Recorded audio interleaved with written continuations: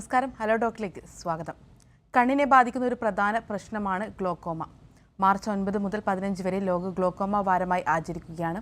തുടക്കത്തിലെ കണ്ടെത്തി ചികിത്സിച്ചില്ലെങ്കിൽ കാഴ്ചശക്തിയെ പൂർണ്ണമായും നഷ്ടപ്പെടുത്താവുന്ന ഒരു രോഗാവസ്ഥയാണ് ഗ്ലോക്കോമ. ഗ്ലോക്കോമയെ എങ്ങനെ തിരിച്ചറിയാൻ വൈകിയാലുള്ള പ്രശ്നങ്ങൾ എന്നതിനെക്കുറിച്ചാണ് ഇന്ന് നമ്മൾ ഹലോ ഡോക്ടറിൽ സംസാരിക്കുന്നത്. ഈ വിഷയത്തിൽ നമ്മളോടൊപ്പം സംസാരിക്കാനായി എത്തിയിട്ടുള്ളത് കോട്ടയം ഗവൺമെൻറ് മെഡിക്കൽ കോളേജിലെ ഓഫ്താൽമോളജി വിഭാഗം പ്രൊഫസറും ഗ്ലോക്കോമ സ്പെഷ്യലിസ്റ്റുമായിട്ടുള്ള ഡോക്ടർ സരിത വി കെ ആണ്. ഡോക്ടർ, ഹലോ ഡോക്ടറിലേക്ക് സ്വാഗതം. ഹലോ ഡോക്ടർ, കാഴ്ച നഷ്ടപ്പെടുന്ന എന്ന് പറയുന്നത് ഒരു ആളെ സംബന്ധിച്ച് ഏറ്റവും വലിയൊരു പ്രശ്നം തന്നെയാണ്. ഗ്ലോക്കോമ എന്ന് പറയുന്നത് പൂർണ്ണമായും കാഴ്ചശക്തിയെ ബാധിക്കുന്ന ഒരു പ്രധാന പ്രശ്നവുമാണ്. എങ്ങനെയൊക്കെയാണ് ഇത് ബാധിക്കുന്നത്? ഏത് തരത്തിലാണ് ഇത് ഒരാളിലേക്ക് ബാധിക്കുന്നത്? നമ്മൾ നമ്മുടെ കാഴ്ചയുടെ സിഗ്നലുകൾ നമ്മുടെ കണ്ണിൽ നിന്ന് ബ്രെയിൻ അഥവാ തലച്ചോറിലേക്ക് പോകുന്നത് നേത്രനാഡി അഥവാ ഓപ്റ്റിക് നെർവ് വഴിയാണ്. ഈ നേത്രനാഡിക്കുണ്ടാകുന്ന തകരാറ് മൂലം നമ്മുടെ കാഴ്ചശക്തി സ്ഥിരമായി നഷ്ടപ്പെടുന്ന ഒരു അസുഖമാണ് ഗ്ലോക്കോമ. സാധാരണയായി ഇത് നമുക്ക് ജന്മനാ ഗ്ലോക്കോമയ്ക്കുള്ള ഒരു സാധ്യത ഉണ്ടാവും. നവജാത ശിശുക്കൾ മുതൽ ഏത് പ്രായക്കാരെയും ഗ്ലോക്കോമ ബാധിക്കാം. സാധാരണ നമ്മൾ അഡ്വൈസ് ചെയ്യുന്നത് 40 വയസ്സിന് മുകളിലുള്ളവരിലാണ് ഗ്ലോക്കോമ സ്ക്രീനിങ് അഡ്വൈസ് ചെയ്യാറ്. ശരി ഡോക്ടർ. ഡോക്ടർ, ഇത് വരാനുള്ള ഒരു പ്രധാനപ്പെട്ട കാരണം അതെന്താണ്? നമ്മുടെ ജനിതകപരമായ വ്യത്യാസങ്ങളാണ്. നമ്മൾ ഓരോരുത്തരും ജനിക്കുമ്പോൾ നമുക്ക് ഗ്ലോക്കോമ വരാനുള്ളൊരു സാധ്യതയുണ്ട്. അത് തുടക്കത്തിൽ ഉടനെ തന്നെ അത് പ്രകടമാകണമെന്നില്ല. പക്ഷേ കാലക്രമേണ നമ്മൾക്ക് പ്രായം ആകുമ്പോൾ ഗ്ലോക്കോമ എന്ന അസുഖം നമുക്ക് വരാം. സാധാരണയായി ഒരു കുടുംബത്തിലെ പലർക്കും ഗ്ലോക്കോമ വരാനുള്ള സാധ്യതയുണ്ട്. കുടുംബത്തിൽ ഒരാൾക്ക് ഗ്ലോക്കോമ ഉണ്ടെങ്കിൽ അതിൻ്റെ ഒരു 10 മടങ്ങ് സാധ്യതയുണ്ട് ഇത് ഇല്ലാത്ത കുടുംബത്തിൽ ആ അസുഖം ഇല്ലാത്ത ഒരാളേക്കാൾ ഗ്ലോക്കോമ വരാൻ. ഡോക്ടർ, നമ്മൾ നേരത്തെ സംസാരിച്ചു ഇത് വരാനുള്ളൊരു പ്രധാനപ്പെട്ട കാരണം ജനറ്റിക്കൽ വഴിയാണെന്ന്. അതിന് പുറമെ കണ്ണിൻ്റെ മർദ്ദം കൂടുക അല്ലെങ്കിൽ നമ്മൾ ഉപയോഗിക്കുന്ന മറ്റേതെങ്കിലും ഒരു മരുന്നിൻ്റെ ഉപയോഗം കൂടുതൽ മൂലം നമുക്ക് ഈ ഒരു രോഗാവസ്ഥ വരാനുള്ള സാധ്യതകളുണ്ടോ? നമ്മൾ പലതരം മരുന്നുകൾ നമ്മൾ ഉപയോഗിക്കുന്നത് കൊണ്ട് കണ്ണിൻ്റെ പ്രഷർ അഥവാ മർദ്ദം കൂടാൻ സാധ്യതയുണ്ട്. സ്റ്റിറോയിഡ് മരുന്നുകൾ സാധാരണയായി ആസ്മാറ്റിക് പേഷ്യൻസ് ഉപയോഗിക്കാറുണ്ട്. ഇൻഹലേഷൻ മുഖാന്തരം അല്ലെങ്കിൽ അലർജിക്ക് നമ്മൾ കണ്ണിൽ തുള്ളിമരുന്ന് സ്റ്റിറോയിഡ് മരുന്നുകൾ ഉപയോഗിക്കാറുണ്ട്. അപ്പോൾ വളരെ നാളായി വർഷങ്ങളോളമോ അങ്ങനെ സ്റ്റിറോയിഡ് മരുന്നുകൾ ഉപയോഗിക്കുന്നവരിൽ ഗ്ലോക്കോമയ്ക്കുള്ള സാധ്യത കൂടുതലാണ്.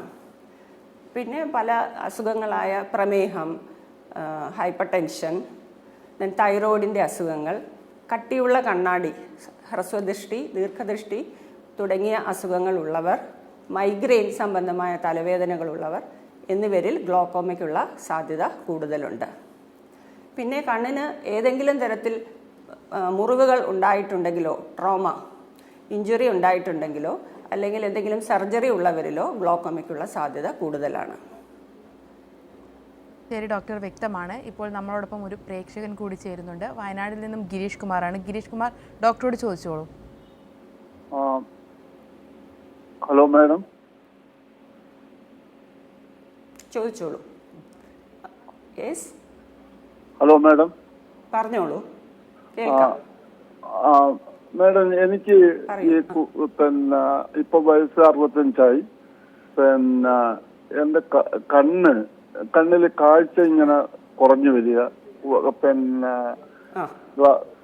ഒരു മങ്ങൽ പോലെ, ചില സമയത്ത് ഒരു മങ്ങൽ പോലെ തോന്നും. ഗ്ലാസ് വയ്ക്കുന്നുണ്ട്, ലെൻസ് ഉപയോഗിക്കുന്നുണ്ട്. പക്ഷെ എന്നാൽ പോലും ഈ ചില സമയത്ത് പത്രം വായിക്കുമ്പോഴും മറ്റുള്ള കാര്യങ്ങൾ ചെയ്യുമ്പോഴും ഒക്കെ ഒരു തലചുറ്റലും ഒരു ഇതുമൊക്കെ എനിക്ക് പ്രശ്നമായിട്ടുണ്ട്. എന്താണ് കാരണമെന്നല്ലേ? അതെ, എന്താണ് കാരണമെന്നാണ്. കണ്ണ് എപ്പോഴെങ്കിലും ടെസ്റ്റ് ചെയ്തിട്ടുണ്ടോ? കണ്ണ് ടെസ്റ്റ് ചെയ്യലുണ്ട്. സാധാരണയായി ഒരു ചെയ്തിട്ടുണ്ട്. 65 വയസ്സാവുമ്പോൾ പറഞ്ഞോളൂ. അതിനുള്ള മരുന്ന് ഗ്ലാസിന് ചെയ്യാൻ വേണ്ടി തരലുണ്ട്. മറുപടി പറഞ്ഞോളൂ. നമുക്ക് സാധാരണയായി നമുക്ക് പ്രായമാകുമ്പോൾ കാഴ്ചക്കുറവ് അനുഭവപ്പെടുകയാണെങ്കിൽ ആദ്യമായി നമ്മൾ കണക്കാക്കേണ്ടുന്നൊരു ഘടകം തിമിരമാണ്. തിമിരം കണ്ണിൻ്റെ നേർക്കാഴ്ചയാണ് ബാധിക്കുന്നത്. അതുകൊണ്ട് നമുക്ക് പെട്ടെന്ന് അറിയാൻ പറ്റും കാഴ്ച മങ്ങൽ, നമുക്ക് വായിക്കാൻ ബുദ്ധിമുട്ട് വരിക, ദൂരെയുള്ള വസ്തുക്കളെ കാണാൻ സാധിക്കാതെ വരിക. അങ്ങനെയുള്ളപ്പോൾ നമ്മളൊരു കണ്ണുരോഗ വിദഗ്ധൻ, ഒരു ഒഫ്തൽമോളജിസ്റ്റിനെ കണ്ട് കണ്ണിൻ്റെ മൊത്തമായുള്ളൊരു പരിശോധന, കണ്ണിൻ്റെ ദൂരക്കാഴ്ച, അടുത്ത കാഴ്ച, കണ്ണിൻ്റെ നേത്രനാഡിയുടെ പരിശോധന, ഇതെല്ലാം നോക്കി നമുക്ക് ഗ്ലാസ് ചിലപ്പോൾ റിഫ്രാക്റ്റീവ് എറർ എന്തെങ്കിലും കൊണ്ട് തന്നെ കാഴ്ച കുറയാം. അപ്പോൾ അങ്ങനെയാണെങ്കിൽ നമ്മൾ അതിന് തക്ക കണ്ണട വെച്ച് ഈ കാഴ്ചക്കുറവ് പരിഹരിക്കാം. അതല്ല തിമിരമാണെന്നുണ്ടെങ്കിൽ ഡോക്ടറുടെ നിർദ്ദേശപ്രകാരം നമ്മൾ തിമിരത്തിനുള്ള ശസ്ത്രക്രിയ ചെയ്യണം. കാഴ്ച നാഡിയുടെ പരിശോധനയിലൂടെ നമുക്ക് ഗ്ലോക്കോമ എന്ന അസുഖം ഉണ്ടോ ഇല്ലയോ എന്നറിയാം. കൂടാതെ കണ്ണിൻ്റെ മർദ്ദവും പരിശോധിക്കണം. പ്രേക്ഷകന് വ്യക്തമായെന്ന് കരുതുന്നു. ഡോക്ടർ, നമ്മൾ ഈ ഒരു രോഗാവസ്ഥയെ പറ്റി പറയുമ്പോൾ ഈ ഒരു രോഗാവസ്ഥ പെട്ടെന്ന് ഉണ്ടാവുന്നതാണോ, അല്ലെങ്കിൽ കാലക്രമേണ ചെറിയ ചെറിയ തോതിൽ നമ്മുടെ കണ്ണിലേക്ക് എത്തുന്നതാണോ?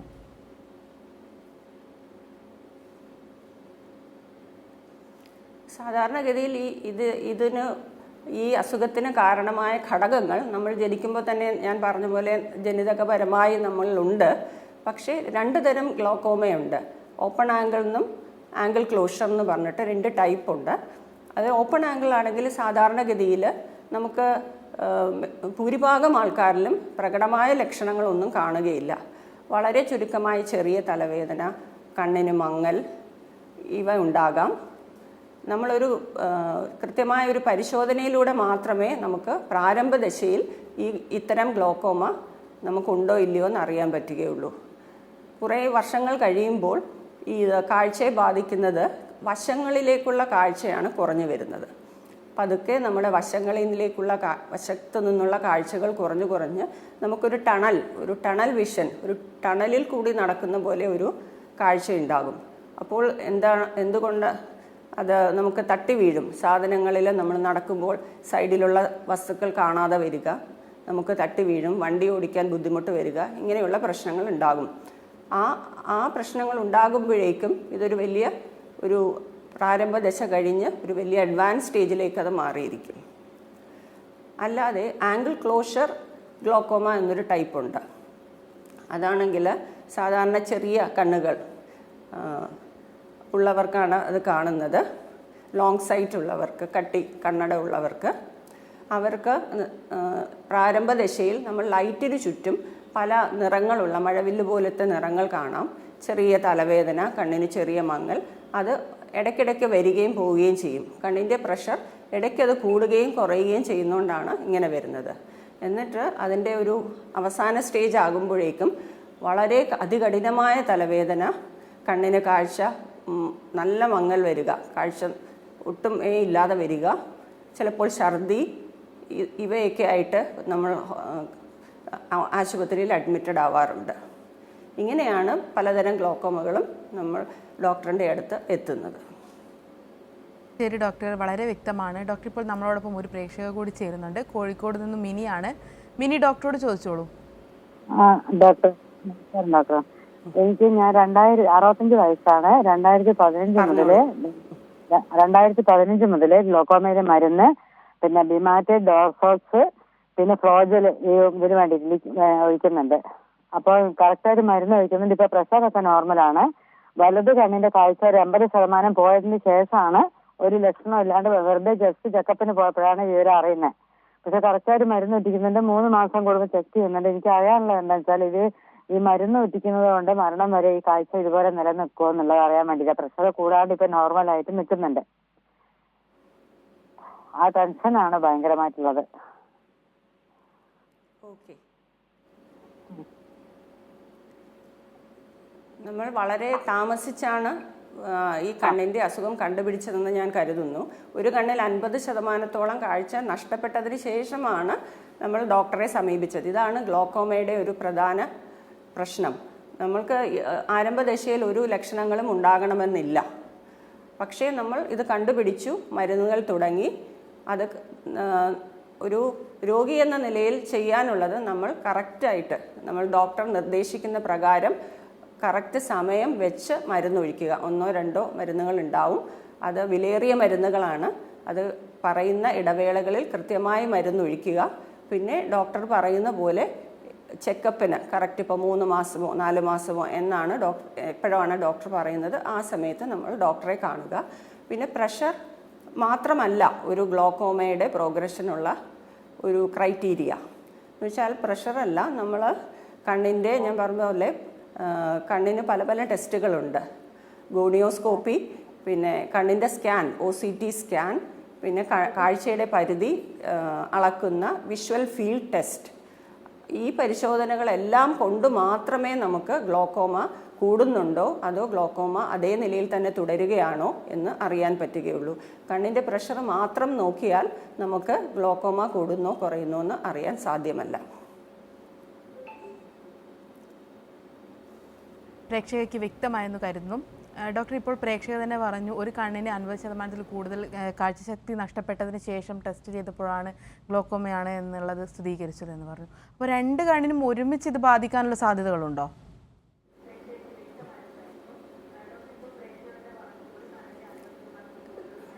സാധാരണഗതിയിൽ 2 കണ്ണിലും ഗ്ലോക്കോമ ഈ നമുക്ക് ജനിതകപരമായ വൈകല്യങ്ങൾ ഉള്ളവരിലാണെങ്കിൽ 2 കണ്ണിലും ഗ്ലോക്കോമ വരാം. പക്ഷേ അതിൻ്റെ ആ ഒരു സിവിയറിറ്റി അത് പല സ്റ്റേജിലായിരിക്കും. ഒരു കണ്ണിൽ കൂടുതലായും ഒരു കണ്ണിൽ കുറവായുമായിരിക്കും ഗ്ലോക്കോമ. അപ്പം നമ്മൾ ആ അസുഖം കൂടുതലുള്ള കണ്ണിലായിരിക്കും ആ രോഗിക്ക് കാഴ്ചക്കുറവ് ആദ്യം ഉണ്ടാകുക. പക്ഷേ 2 കണ്ണിലും കാണാം.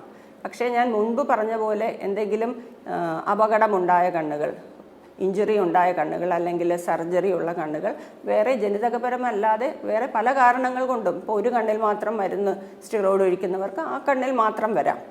അങ്ങനെ ഒരു കണ്ണിലായിട്ടും ഗ്ലോക്കോമ വരാം, 2 കണ്ണുകളിലും വരാം. പക്ഷേ നമ്മൾ ചെക്കപ്പ് ചെയ്യുമ്പോൾ 2 കണ്ണും നോക്കി 2 കണ്ണിലും എത്രമാത്രം ഗ്ലോക്കോമ ബാധിച്ചിട്ടുണ്ട് എന്ന് പരിശോധനകൾ മുഖാന്തരം നമ്മൾ മനസ്സിലാക്കിയതിന് ശേഷം മാത്രമേ ആവശ്യമുണ്ടെങ്കിൽ 2 കണ്ണിലും ട്രീറ്റ്മെൻറ്റ് സ്റ്റാർട്ട് ചെയ്യും, അല്ലെങ്കിൽ ഒരു കണ്ണിൽ മാത്രം ട്രീറ്റ്മെൻറ്റ് സ്റ്റാർട്ട് ചെയ്യും.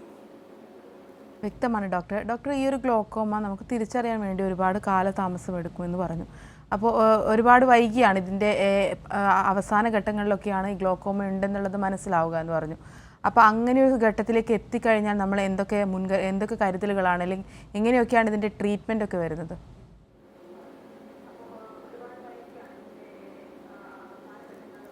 ട്രീറ്റ്മെൻറ്റ് സാധാരണയായി നമ്മൾ പരിശോധനകൾക്ക് ശേഷം മെജോറിറ്റി ആൾക്കാരിലും ഭൂരിഭാഗം ആൾക്കാരിലും തുള്ളിമരുന്നുകളാണ് നമ്മൾ ട്രീറ്റ്മെൻറ്റിനായി ഉപയോഗിക്കുന്നത്. പലതരത്തിലുള്ള തുള്ളിമരുന്നുകളുണ്ട്. 1 നേരം ഒഴിക്കുന്നത്, 3 നേരം, രാത്രി മാത്രം ഒഴിക്കുന്നത്. ഇങ്ങനെ ഒരു 90% ആൾക്കാരിലും നമ്മൾ തുള്ളിമരുന്നുകൾ കൊണ്ട് തന്നെ ഗ്ലോക്കോമ എന്ന അസുഖം കൺട്രോളിലാക്കാം. അല്ലാതെ ലേസർ ചികിത്സ ലഭ്യമാണ്. ലേസർ ചികിത്സയിൽ കണ്ണിലെ മർദ്ദം കൂടുമ്പോൾ കണ്ണിലെ ദ്രാവകം പുറത്തേക്ക് കളയുന്ന ഒരു ടൈപ്പ് ലേസറാണ് നമ്മൾ ഉപയോഗിക്കുന്നത്. അതും എല്ലാ ആശുപത്രികളിലും, മെഡിക്കൽ കോളേജുകളിലും, പ്രൈവറ്റ് ഹോസ്പിറ്റലുകളിലും ലഭ്യമാണ്. പിന്നെ വളരെ റെയറായിട്ടാണ് ഇപ്പോൾ സർജറി അഡ്വൈസ് ചെയ്യാറുള്ളത്. കൃത്യമായി മരുന്നൊഴിക്കാതെ വരിക, നമ്മൾ മരുന്നൊഴിച്ചിട്ടും ഗ്ലോക്കോമയുടെ അസുഖം കൂടിക്കൂടി വരിക. ചില രോഗികൾക്ക് മരുന്നിന് അലർജി ഉണ്ടാകും, മരുന്നിന് പലതരം സൈഡ് ഇഫക്ട്സ് ഉണ്ട്. അപ്പോൾ ഇതെല്ലാം ഉണ്ട്. പിന്നെ വളരെ ചെറിയ ആൾക്കാരിൽ ഗ്ലോക്കോമ വരികയാണെങ്കിൽ അവർക്ക് ഒരുപാട് നാൾ ജീവിക്കേണ്ടതുണ്ട്. അപ്പോൾ അവർക്ക് നമ്മൾ സർജറി അഡ്വൈസ് ചെയ്യാറുണ്ട്. സോ ഇതൊക്കെയാണ് ഗ്ലോക്കോമയുടെ പ്രധാനമായ ചികിത്സകൾ. ശരി ഡോക്ടർ. ഡോക്ടർ, ഇപ്പോൾ നമ്മളോടൊപ്പം ഒരു പ്രേക്ഷകൻ കൂടി ചേരുന്നുണ്ട്, ചെങ്ങന്നൂരിൽ നിന്നാണ്. ഡോക്ടറോട് ചോദിച്ചോളൂ.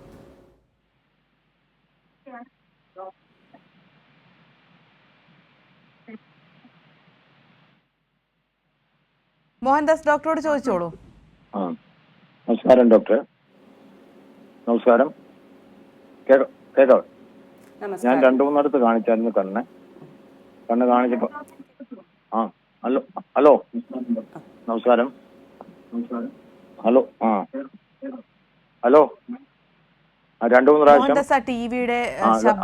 പ്രാവശ്യം ഡോക്ടറിന് മെഡിക്കൽ കോളേജിലും കാണിച്ചായിരുന്നു. ഇപ്പം ഞരമ്പിന്റെ പ്രോബ്ലമാ എന്ന് പറഞ്ഞു. ഞരമ്പിന്റെ പ്രോബ്ലം ആണെന്ന് പറഞ്ഞപ്പോൾ പിന്നെ ഞരമ്പിനെ കുറിച്ച് അപ്പോൾ ഓപ്പറേഷൻ 65 വയസ്സുണ്ട്. ഓപ്പറേഷൻ ചെയ്ത് കഴിഞ്ഞാൽ ആ ഞരമ്പിന് പിന്നെ ഉള്ളതുകൂടെ കാണാതാവും. അത് ഇപ്പോൾ കണ്ണാടി വെച്ചിട്ട് അതുകൊണ്ട് ഇത് കിട്ടുന്നില്ല. കണ്ണാടി ഇനിയും വെച്ച് കഴിഞ്ഞാലും അങ്ങനെ നിൽക്കത്തുള്ളൂ എന്ന് പറയും. ഇപ്പോഴും ഉപയോഗിക്കുന്നുണ്ട്. അപ്പോൾ അങ്ങനെയാണ് നിൽക്കുന്നത്.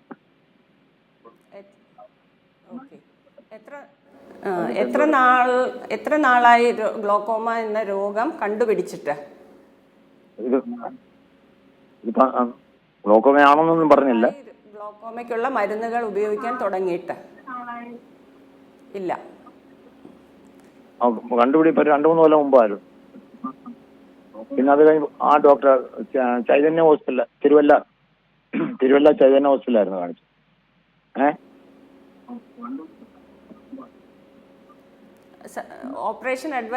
ഓപ്പറേഷൻ വേണമെന്ന് പറഞ്ഞിരുന്നോ കണ്ണിന്?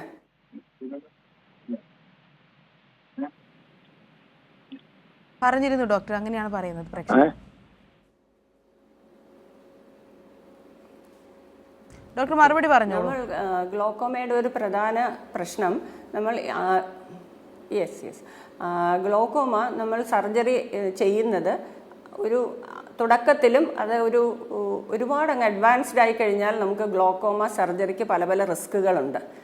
അതായിരിക്കാം ഡോക്ടർ ഉദ്ദേശിച്ചത്. നമ്മൾ ഗ്ലോക്കോമ സർജറി ഒരു എൻഡ് സ്റ്റേജ് ഗ്ലോക്കോമ, ഒരു കാഴ്ചശക്തി ചുരുങ്ങി ഒരു അവസാനത്തെ സ്റ്റേജിൽ നമ്മൾ ഗ്ലോക്കോമയുടെ ഓപ്പറേഷൻ സർജറി ചെയ്താൽ ചിലപ്പോൾ ഉള്ള കാഴ്ച തന്നെ നഷ്ടപ്പെടാനൊരു സാധ്യതയുണ്ട്. അപ്പോൾ അങ്ങനെയുള്ള കണ്ടീഷനുകളിൽ ഡോക്ടർ രോഗിയോട് പറയാറുണ്ട്, നമുക്ക് ഇനി മരുന്നുകൾ കൊണ്ട് നീങ്ങാം, അല്ലാതെ സർജറി ഇപ്പോൾ ചെയ്യാൻ ബുദ്ധിമുട്ടാണ് എന്ന്. അത് ഗ്ലോക്കോമ എന്ന അസുഖത്തിൻ്റെ ഒരു പ്രത്യേകതയാണ്. നമുക്ക് ഒത്തിരി അങ്ങ് അഡ്വാൻസ് സ്റ്റേജ് ആയിക്കഴിഞ്ഞാൽ ഓപ്പറേഷന് അതിൻ്റേതായ ബുദ്ധിമുട്ടുകളുണ്ട്. അതായിരിക്കാം ഡോക്ടർ ഉദ്ദേശിച്ചത്. തൽക്കാലം തുള്ളിമരുന്നുകൾ ഡോക്ടർ പറയുന്ന പ്രകാരം കൃത്യമായി ഉപയോഗിച്ച്, അതുപോലെ ഇപ്പം 3 മാസം അല്ലെങ്കിൽ 2 മാസം ചെക്കപ്പ് കറക്റ്റായിട്ട് ചെയ്യുക എന്നതാണ് ഇതിനുള്ള പോംവഴി. പ്രേക്ഷകന് വ്യക്തമായെന്ന് കരുതുന്നു. ഡോക്ടർ, നമ്മൾ നേരത്തെ സംസാരിച്ചു ഇത് തിരിച്ചറിയാൻ ഒരുപാട് വൈകുന്നുണ്ട് എന്ന്. എന്തുകൊണ്ടായിരിക്കാം ഇത് ഇത്രയും വൈകി നമുക്ക് ഇതിൻ്റെ സിംറ്റംസോ മറ്റു കാര്യങ്ങളോ ഒന്നും കാണാതെ ഒരു അവസാന സ്റ്റേജിലേക്ക് എത്തുമ്പോൾ ഈ ഒരു രോഗാവസ്ഥയാണെന്ന് മനസ്സിലാവുന്നത്?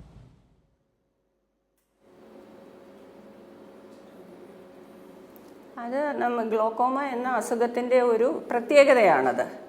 സാധാരണഗതിയിൽ ഇപ്പോൾ തിമിരമാണെങ്കിൽ നമുക്ക് നേരെയുള്ള കാഴ്ചയാണ് നമുക്ക് നഷ്ടപ്പെടുന്നത്. അപ്പോൾ നമുക്ക് ദൂരെ കാണാതെ വരിക, വായിക്കാൻ ബുദ്ധിമുട്ട് വരിക, ഇതെല്ലാം നമുക്ക് അനുഭവപ്പെടും. പക്ഷേ ഗ്ലോക്കോമയിൽ വശങ്ങളിൽ നിന്നുള്ള കാഴ്ചയാണ് പോകുന്നത്. അതും വളരെ പതുക്കെയാണത് കൂടുന്നത്. അതുകൊണ്ട് തന്നെ രോഗിക്കത് അറിയാതെ പോകും. അപ്പോൾ ഈ ഓപ്പൺ ആംഗിൾ ഗ്ലോക്കോമ എന്ന് പറയുന്ന അസുഖം വളരെ സ്ലോ ആയിട്ടാണ് അത് കൂടിക്കൂടി വരുന്നത്. അതും നേർക്കാഴ്ച, നമ്മൾ ഇപ്പം ഒരു ക്ലിനിക്കിലോ അല്ലെങ്കിൽ ഒരു ഹോസ്പിറ്റലിലോ പോയി കാഴ്ച ടെസ്റ്റ് ചെയ്യുന്നു. കാഴ്ച ടെസ്റ്റ് ചെയ്യുമ്പോൾ ഈ ഗ്ലോക്കോമ വളരെ അഡ്വാൻസ്ഡ് ആണെങ്കിലും നോർമൽ കാഴ്ച വിഷൻ ഉണ്ടാകും സാധാരണ ഗ്ലോക്കോമ രോഗികളിൽ. അപ്പോൾ നമ്മൾ കാഴ്ച ടെസ്റ്റ് ചെയ്തതുകൊണ്ട് നമുക്ക് ഗ്ലോക്കോമ ഉണ്ടോ ഇല്ലയോ എന്ന് അറിയാൻ പറ്റില്ല. പക്ഷെ തിമിരമാണെങ്കിൽ നമുക്ക് കാഴ്ച ടെസ്റ്റ് ചെയ്താൽ അറിയാൻ പറ്റും. അതിനാലാണ് കണ്ണിൻ്റെ നേത്രനാഡിയുടെ ഓപ്റ്റിക് നെർവിൻ്റെ എക്സാമിനേഷൻ വളരെ അത്യാവശ്യമാണ് എന്ന് പറയുന്നത്. ശരി ഡോക്ടർ, വ്യക്തമാണ്. ഡോക്ടർ, ഇപ്പോൾ നമ്മളോടൊപ്പം വേറൊരു പ്രേക്ഷകൻ കൂടി ചേരുന്നുണ്ട്, പട്ടാമ്പിയിൽ നിന്നാണ്. ഡോക്ടറോട് ചോദിച്ചോളൂ. നമസ്കാരം ഡോക്ടർ. ഞാൻ പട്ടാമ്പിയിൽ വാസുദേവനാണ് പട്ടാമ്പിയിൽ. എനിക്ക് 2 വർഷം മുന്നേ തിമിരത്തിന്റെ ഓപ്പറേഷൻ കഴിഞ്ഞിട്ടുണ്ടായിരുന്നു. അത് കണ്ണിന് മങ്ങൽമാര് തോന്നി. അപ്പൊ തിമിരാണെന്ന് കണ്ടുപിടിച്ചിട്ടുണ്ടായിരുന്നു. അതിന്റെ ഓപ്പറേഷൻ കഴിഞ്ഞു. ഈ തിമിരത്തിന്റെ ഓപ്പറേഷന് മുന്നേ ഞാൻ പേപ്പറൊക്കെ പതുക്കെ വായിച്ചിരുന്നതാണ് കണ്ണട വെക്കാണ്ട്. ഇപ്പൊ തിമിരം ഓപ്പറേഷൻ കഴിഞ്ഞതിന് ശേഷം എനിക്ക് കാഴ്ച കുറയുക ചെയ്തത്. കണ്ണട ഇല്ലാണ്ട് പേപ്പർ വായിക്കാനോ ചെറിയ അക്ഷരങ്ങൾ കാണാനോ ചെറിയ വസ്തുക്കളൊന്നും കാണാൻ സാധിക്കുന്നില്ല. അതിനെന്താണ് ചെയ്യേണ്ടത്? ഓക്കെ, തിമിരത്തിനാണ് ഓപ്പറേഷൻ ചെയ്തതെന്ന് കരുതുന്നു. 2 കണ്ണിലും തിമിരത്തിന് ഓപ്പറേഷൻ ചെയ്തു. തിമിരം നമ്മൾ ഓപ്പറേഷൻ ചെയ്ത് കഴിഞ്ഞാൽ സാധാരണഗതിയിൽ നമ്മൾ കണ്ണട വയ്ക്കുമ്പോൾ ദൂരക്കാഴ്ചയ്ക്കും അടുത്ത കാഴ്ചയ്ക്കും ഉള്ള കണ്ണട വെച്ചാൽ മാത്രമേ നമുക്ക് കാഴ്ച ശരിയായി കിട്ടുകയുള്ളൂ. അപ്പോൾ കണ്ണട ഉപയോഗിച്ച് വായിക്കാൻ ശ്രമിക്കുക. കണ്ണട വെച്ചിട്ടും കാഴ്ച കുറയുന്നുണ്ടെങ്കിൽ അടുത്തുള്ള ഒരു ആശുപത്രിയിൽ പോയി കാണിച്ച് എന്താണ് ഇതിനുള്ള പ്രശ്നമെന്ന് നോക്കുക. കണ്ണട വെച്ചിട്ട് കാഴ്ച നോർമൽ ആകുന്നുണ്ടെങ്കിൽ കുഴപ്പമൊന്നുമില്ല. വായിക്കാനായിട്ട്. എന്റെ കൂട്ടുകാരനൊരാളെ ഓപ്പറേഷൻ ഇപ്പൊ കഴിഞ്ഞിട്ട് പുള്ളി കണ്ണനില്ലാണ്ട് പേപ്പർ വായിക്കാൻ പറ്റില്ല. എന്നെക്കാളും പ്രായമുള്ള ആളാണ്. 76 വയസ്സുണ്ട്. എനിക്ക് 74 വയസ്സായിട്ടുള്ളൂ. അപ്പൊ എന്റെ ഓപ്പറേഷന്റെ എന്തെങ്കിലും കുഴപ്പമാണെന്ന് എനിക്ക് അന്വേഷിക്കുന്നത്. തിമിരത്തിൻ്റെ ഓപ്പറേഷൻ കഴിഞ്ഞു കഴിഞ്ഞാൽ പലതരം ലെൻസുകൾ നമുക്ക് അവൈലബിൾ ആണ്. ചില ലെൻസുകൾ നമുക്ക് ദൂരക്കാഴ്ച ഉണ്ടാകും, അടുത്ത കാഴ്ചയ്ക്ക് മാത്രം. സാധാരണഗതിയിൽ നമ്മളൊരു ഓപ്പറേഷൻ കഴിഞ്ഞു കഴിഞ്ഞാൽ അടുത്ത കാഴ്ചയ്ക്ക് മാത്രമാണ് ലെൻസ് വേണ്ടി വരിക. ചില ടൈപ്പ് ലെൻസുകളിൽ ദൂരക്കാഴ്ച, ഇൻ്റർമീഡിയറ്റ്, അത് ഇടയ്ക്കുള്ള കാഴ്ച, നമുക്ക് അടുത്ത് കാണാനുള്ള കാഴ്ച, ഇവയ്ക്കെല്ലാം ഉള്ള പ്രത്യേകതരം ലെൻസുകളുണ്ട്. അങ്ങനെയുള്ള ലെൻസുകളിൽ നമ്മൾ തിമിരം ഓപ്പറേഷന് ശേഷം കണ്ണിൽ വെച്ച് കഴിഞ്ഞാൽ നമുക്ക് ദൂരക്കാഴ്ചയും എല്ലാത്തരം ഡിസ്റ്റൻസിലുള്ള കാഴ്ചയും കിട്ടും. അതുകൊണ്ടായിരിക്കാം നിങ്ങൾക്കും നിങ്ങളുടെ കൂട്ടുകാരനും കാഴ്ചയിലുള്ള വ്യത്യാസം എന്ന് ഞാൻ മനസ്സിലാക്കുന്നു. പ്രേക്ഷകന് വ്യക്തമായെന്ന് കരുതുന്നു. ഡോക്ടർ, നമ്മുടെ ഈ ഒരു ഗ്ലോക്കോമ രോഗം ബാധിച്ച ഒരാളിൽ എന്തൊക്കെയാണ് അവരുടെ ജീവിതശൈലിയിൽ വരുത്തേണ്ട പ്രധാനപ്പെട്ട മാറ്റങ്ങൾ? ഗ്ലോക്കോമ നമുക്ക് അവോയ്ഡ് ചെയ്യാൻ പറ്റാത്ത ഒരു അസുഖമാണ്. പക്ഷേ ഗ്ലോക്കോമ കൊണ്ടുള്ള ബ്ലൈൻഡ്നെസ് നമുക്ക് അവോയ്ഡ് ചെയ്യാൻ പറ്റും. ഗ്ലോക്കോമ ഉണ്ടെന്ന് അറിഞ്ഞു കഴിഞ്ഞാൽ നമ്മൾ എല്ലാ രോഗങ്ങളിലും നമ്മൾ ചെയ്യുന്ന പോലെ നമ്മൾ well balanced diet, nutritious diet, പോഷകാഹാര സമ്പൂർണമായ ഒരു ഡയറ്റ് വേണം. Vitamins, B complex, vitamin D, ഇതെല്ലാമുള്ള ഒരു നല്ല സമീകൃതമായ ഭക്ഷണ രീതി, മോഡറേറ്റ് എക്സസൈസ്, മിതമായ വ്യായാമം. നമുക്ക് നടക്കാം, കുറച്ച് ദൂരം നടക്കാം, അല്ലെങ്കിൽ നീന്തൽ, ഇതൊക്കെ നല്ല വ്യായാമങ്ങളാണ്. അങ്ങനെ സെഡൻറ്ററി ആയിട്ടുള്ള ഒരു ലൈഫ് സ്റ്റൈൽ മാറി മിതമായ വ്യായാമം നല്ലതാണ്. മെഡിറ്റേഷൻ, ബ്രീത്തിങ് എക്സസൈസസ്, നമ്മുടെ ശ്വസനത്തെ നമ്മൾ കൺട്രോളിലാക്കുന്ന എക്സസൈസസ് ഗ്ലോക്കോമയ്ക്ക് വളരെ നല്ലതാണ്. പക്ഷേ യോഗയിലുള്ള ശീർഷാസനം പോലുള്ള പോസ്റ്റേഴ്സ് ഉണ്ട്, തല കീഴായി നിൽക്കുന്ന ഇങ്ങനെയുള്ള പോസ്റ്റേഴ്സ് അഡ്വാൻസ്ഡ് ആയിട്ടുള്ള ഗ്ലോക്കോമ രോഗികൾ അവോയ്ഡ് ചെയ്യേണ്ടതാണ്. എല്ലാത്തിലും ഒരു മിതത്വം, നമ്മുടെ ആഹാരത്തിലും നമ്മുടെ എക്സസൈസിലും ഉള്ള മിതത്വം നല്ലതാണ്. പിന്നെ നമുക്ക് ചിലതരം പ്രഷർ, നമ്മൾ സിസ്റ്റമിക് ഹൈപ്പർ ടെൻഷൻ, നമ്മുടെ പ്രഷർ കൂടുതലുള്ള രോഗികളിൽ നമ്മൾ സാധാരണ പ്രഷറിനുള്ള മരുന്ന് കഴിക്കാറുണ്ട്. നമ്മുടെ ശരീരത്തിലെ പ്രഷർ ചിലപ്പോൾ ചില രോഗികൾ ഒരു നേരം മരുന്ന് കഴിക്കുമ്പോൾ രാത്രിയിൽ മാത്രം മരുന്ന് കഴിക്കാറുണ്ട്. അങ്ങനെയുള്ള രോഗികളിൽ രാത്രിയിൽ മരുന്ന് കഴിക്കുമ്പോൾ നമ്മുടെ ഈ ഒപ്റ്റിക് നെർവ്, ഈ നേത്രനാഡിയിലേക്കുള്ള ഈ രക്തയോട്ടം കുറഞ്ഞ് ഗ്ലോക്കോമ പ്രോഗ്രസ് ചെയ്യുന്നതായി കാണാറുണ്ട്. അങ്ങനെയുള്ളവർ ഒരു ഫിസിഷ്യൻ്റെ നിർദ്ദേശപ്രകാരം നമ്മൾ ഈ BP അഥവാ പ്രഷറിൻ്റെ മരുന്ന് നമ്മൾ സമയം കൃത്യമായി വെച്ച് പ്രഷർ എല്ലാ സമയവും ഒരുപാട് കുറഞ്ഞു പോകാതെ നോക്കേണ്ടതാണ്. ഇപ്പോൾ കണ്ണിൻ്റെ പ്രഷർ കൂടിയില്ലെങ്കിലും ഇതുപോലെ രക്തഓട്ടം, നമ്മുടെ ഒപ്റ്റിക് നെർവ് അഥവാ നേത്രനാഡിയുടെ രക്തഓട്ടം കുറയുന്നത് മൂലവും ഗ്ലോക്കോമ പ്രോഗ്രസ് കൂടാറുണ്ട്. ശരി ഡോക്ടർ, വളരെ വ്യക്തമാണ്. നമ്മൾ ആദ്യം തന്നെ പറഞ്ഞു മാർച്ച് 9 മുതൽ 15 വരെ ലോക ഗ്ലോക്കോമ വാരമായി ആചരിക്കുകയാണെന്ന്. അപ്പോൾ ഈ ഒരു വർഷത്തെ ഇതിൻ്റെ പ്രധാനപ്പെട്ട സന്ദേശം അതെന്താണ്? നമ്മുടെ വേൾഡ് ഗ്ലോക്കോമ അസോസിയേഷനാണ് ഈ മാർച്ച് 9 മുതൽ 15 വരെ ഒരു വാരാചരണം തന്നെ ഗ്ലോക്കോമയ്ക്ക് വേണ്ടി സംഘടിപ്പിച്ചിരിക്കുന്നത്. അതെന്തുകൊണ്ടെന്നാൽ ഗ്ലോക്കോമ നമ്മൾ വിചാരിക്കുന്ന പോലെ വളരെ റെയറായിട്ടുള്ളൊരു അസുഖമല്ല.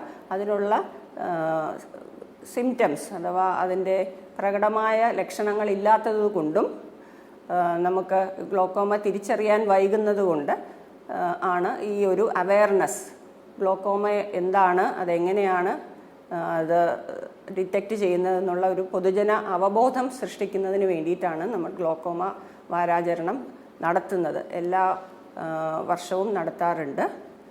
അതിൻ്റെ ഒരു പ്രധാന ഒരു സന്ദേശം എന്ന് വെച്ചാൽ ഗ്ലോക്കോമ രഹിത ഒരു ലോകത്തിനായി നമുക്ക് കൈകോർക്കാം എന്നുള്ളതാണ്. ഗ്ലോക്കോമ നമുക്ക് ട്രീറ്റ് ചെയ്ത് ഒരു ഗ്ലോക്കോമ കൊണ്ടുള്ള ബ്ലൈൻഡ്നെസ്, സാധാരണഗതിയിൽ ഒരു തിമിരം കഴിഞ്ഞാൽ 2ാം സ്ഥാനമാണ് ഗ്ലോക്കോമ മൂലമുള്ള അന്ധത അഥവാ ബ്ലൈൻഡ്നെസ്.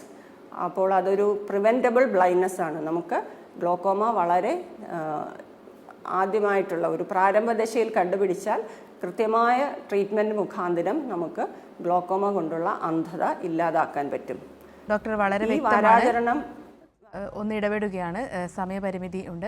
ഗ്ലോക്കോമ തിരിച്ചറിയാൻ നമ്മൾ എന്തൊക്കെ കാര്യങ്ങൾ ശ്രദ്ധിക്കണം, ഈ ഒരു വാരത്തിലെ പ്രധാനപ്പെട്ട കാര്യങ്ങൾ എന്താണ്, ഇതൊക്കെയാണ് ഹലോ ഡോക്ടർ ഇന്ന് ചർച്ച ചെയ്തത്. ഈ വിഷയത്തിൽ നമ്മളോടൊപ്പം സംസാരിക്കാനായി എത്തിയിരിക്കുന്നത് കോട്ടയം ഗവൺമെൻറ് മെഡിക്കൽ കോളേജിലെ ഒഫ്തൽമോളജി വിഭാഗം പ്രൊഫസറായിട്ടുള്ള ഗ്ലോക്കോമ സ്പെഷ്യലിസ്റ്റുമായിട്ടുള്ള ഡോക്ടർ സരിത വിക്കിയാണ്. ഡോക്ടർ നന്ദി. ഹലോ ഡോക്ടറിൻ്റെ ഇന്നത്തെ സമയം ഇവിടെ അവസാനിക്കുകയാണ്. നന്ദി. Thank you.